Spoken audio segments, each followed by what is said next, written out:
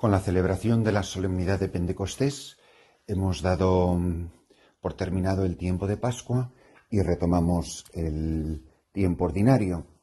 Es importantísimo aclarar en todo esto que no se trata de volver a una situación anterior a la Pascua, a una situación anterior a los grandes misterios que hemos celebrado en esta unidad litúrgica que va desde el miércoles de ceniza hasta la gran solemnidad de Pentecostés, porque quedamos situados en un nivel teológico, un nivel espiritual, un nivel ontológico completamente nuevo.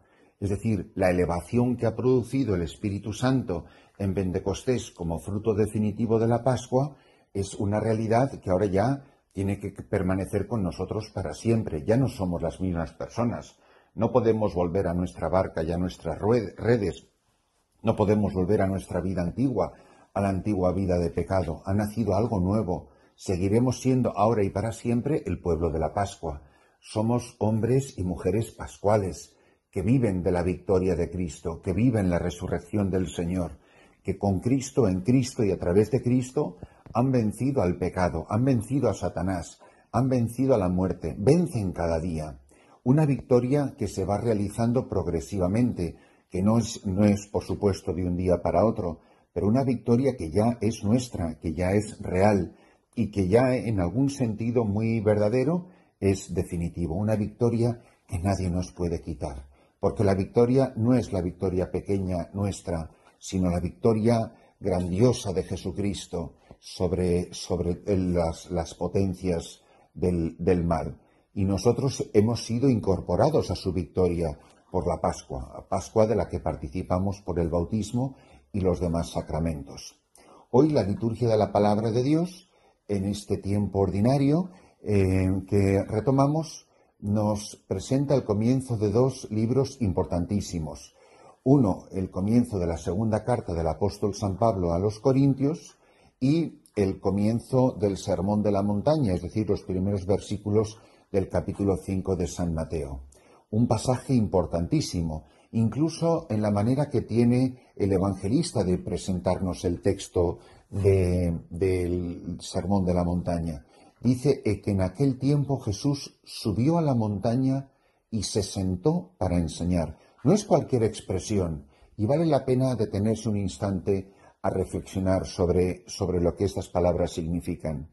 Quiere decir que, primero, recordad cómo las grandes teofanías de Dios, las grandes manifestaciones de Dios, siempre han ocurrido en lo alto de las montañas, porque incluso desde el punto de vista psicológico, la montaña es el lugar más cercano del cielo. Cuando uno sube a la montaña es el punto donde el cielo baja más cerca de la tierra y la tierra se eleva a lo más cerca del cielo. Es donde Dios y el hombre se tocan y se encuentran. No hace falta hacer todo el recorrido geográfico de la historia de la salvación para entender esto, pero está el monte a donde sube Abraham, está el monte Moria, donde muere Moisés, está el monte Sinaí, el monte Horeb. ¿Cuántas veces el monte Tabor? ¿Cuántas veces, y no digamos la subida al monte Calvario, cuántas veces las grandes teofanías, las grandes manifestaciones, los grandes encuentros entre Dios y el hombre ocurren en la cima de las montañas? Por lo tanto, si el apóstol sitúa el sermón de la montaña, el sermón de Jesús, el discurso de Jesús sobre la nueva vida del reino en una montaña, es porque es un momento de revelación particular de Dios al hombre. Y lo que le está diciendo Dios al hombre es: ¿recordáis cómo en un monte Dios os dio la ley de Moisés en tablas de la ley? Sabéis que se os dijo, pero yo os digo. Es decir, este va a ser el nuevo Pentateuco.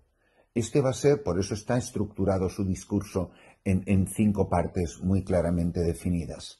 Es decir, todo lo que Moisés ha dicho ahora va a ser superado y llevado a su plenitud en este discurso de Jesús en la montaña.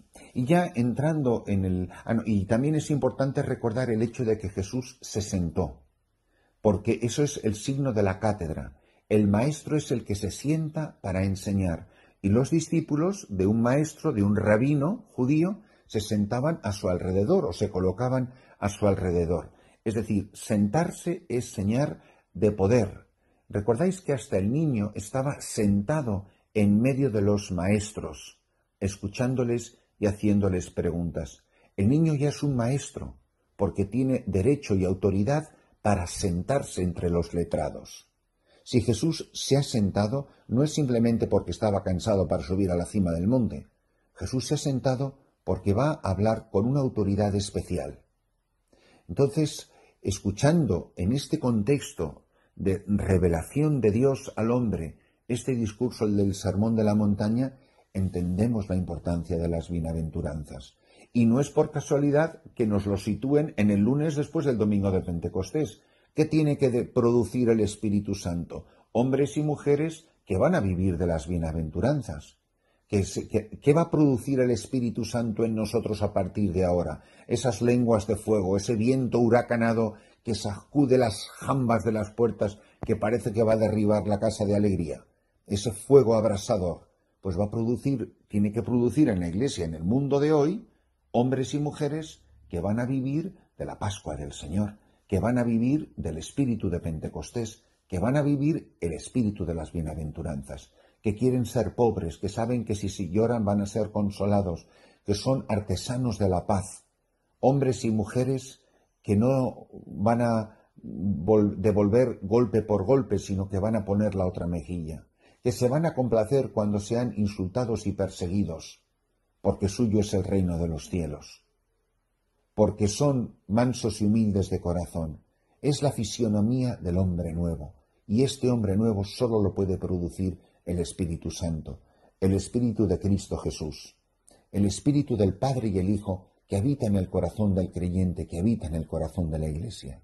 Una Iglesia que no vive las bienaventuranzas, una diócesis que no tiene como programa supremo de pastoral las bienaventuranzas, podrá diseñar todos los argumentos o todos los planes pastorales que quieran, pero eso no es el Evangelio.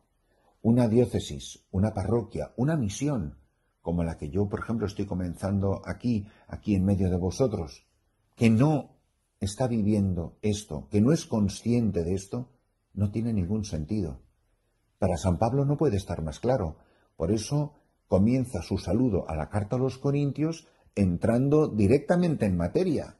Les está hablando de los sufrimientos y de los consuelos, porque así es como vive la Iglesia, en medio de las tribulaciones de este mundo y de los consuelos del Señor. Es una definición muy bonita que da el gran San Agustín. Qué maravilla es cuando vamos descubriendo en medio de los sufrimientos los consuelos del Señor, los consuelos del Espíritu, sus dones, sus frutos, las gracias que recibimos, los carismas que comunica a la Iglesia. Y cuanto más uno va participando de la cruz del Señor, cuanto más uno va siendo marcado, va siendo estampado por las huellas de la pasión de Cristo, más va siendo capaz de comunicar a otros la alegría del Evangelio. Y esto es a lo que estamos llamados todos. ¿Cuántas veces hemos dejado de anunciar el Evangelio por el miedo al sufrimiento? ¿Cuántas veces nos hemos retraído?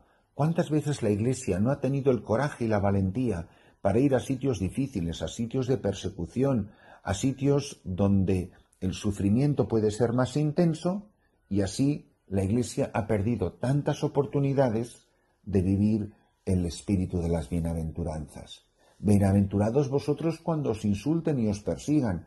Y esto es lo mismo que está diciendo el apóstol San Pablo en la carta a los Corintios. Es decir, que cuando nosotros, bendito sea Dios, Padre de nuestro Señor Jesucristo, que nos ha bendecido en Cristo con toda clase de dones espirituales y celestiales, en el cielo y en la tierra.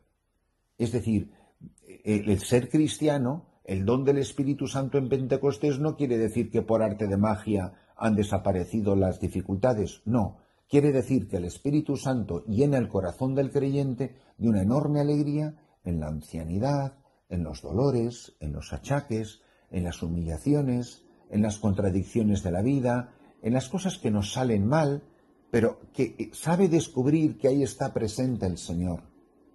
La acción del Espíritu Santo sobre la Virgen María no hace que por arte de magia desaparezcan de la Virgen María los sufrimientos. Muy al contrario, Simeón le dirá: a ti una espada te atravesará el alma.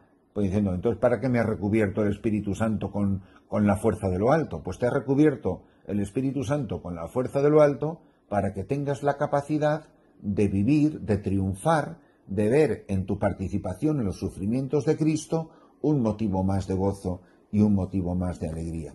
Pues bendita Iglesia que se mete en tantos berenjenales, benditos católicos que andamos metidos en tantos líos. Ya lo dice el Papa: pues hagan lío.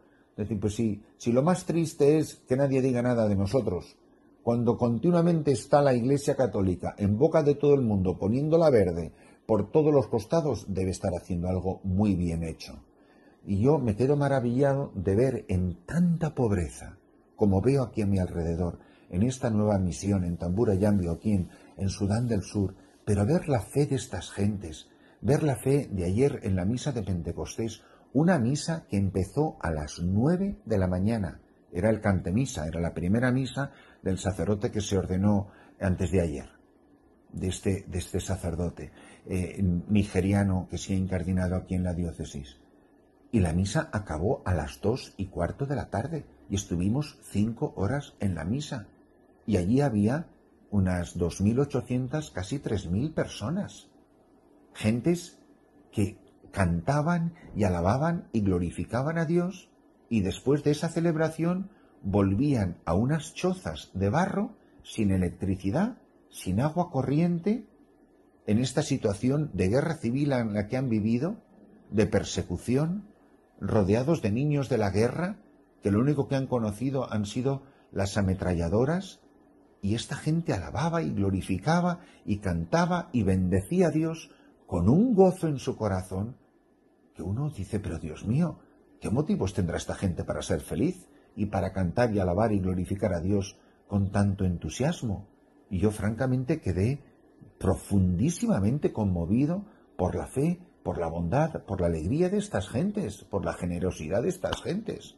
Vamos, cuando yo al final de la misa veo que la gente se me acerca y me regalaron un colchón, una bicicleta, un cubo y una escoba para que me la lleve a la nueva misión a la que voy, si Dios quiere, el domingo que viene, vamos, casi se me saltan las lágrimas. Y cuando oigo a este sacerdote nigeriano que lleva 2 días de sacerdote y les dice a la gente: no soy nigeriano, me he hecho de Sudán del Sur, quiero ser uno de vosotros, y le pido a Dios la gracia de que cuando muera me entierren no en mi país. Para los que no lo sabéis, Nigeria está exactamente al otro lado de África. Quiero que me entierren aquí entre vosotros. Me dio un ejemplo, un testimonio tan bonito, tan grande este nuevo sacerdote, que yo, que llevo 37 años de sacerdote, quedé profundamente evangelizado por el testimonio de un muchacho que lleva exactamente 2 días ordenado. Pero esto es la maravilla de la Iglesia, donde en medio de las tribulaciones, en medio de las persecuciones, en medio de la barca que es zarandeada de un lado para otro, que parece que se va a hundir, ahí está Cristo, comunicándonos su fuerza y su gracia. Ahí está el Espíritu Santo, sosteniéndonos con su fuerza y con sus dones. Y ahí estamos nosotros, sosteniendo a toda una humanidad perdida y desorientada. Que el Espíritu Santo, que se nos ha derramado en Pentecostés, siga actuando en medio de nosotros y haciendo maravillas, porque no hay cruz, no hay tribulación que no podamos vencer, como dice el gran San Pablo, en aquel que me conforta.